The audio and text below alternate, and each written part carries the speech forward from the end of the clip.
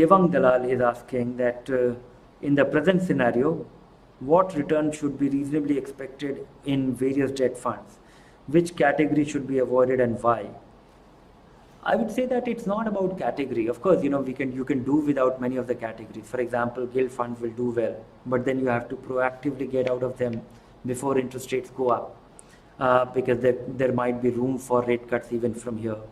I think across the board, all kind of high yield funds, all kind of corporate bond fund, or even short-term maturity shorter term bond funds, they have investments in corporate bonds.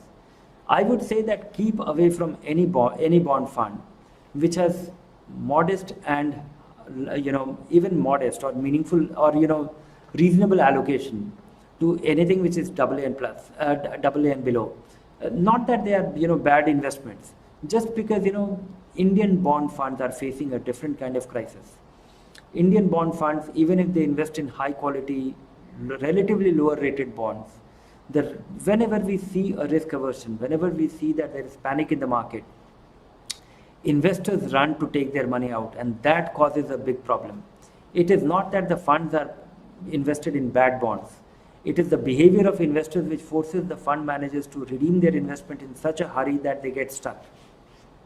And then those funds get a big hit.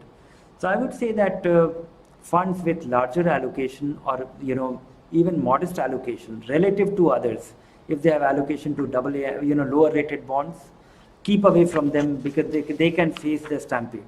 So one has to really work towards avoiding a fund which has the potential to face a stampede, because stampede is the real risk, not necessarily the credit risk.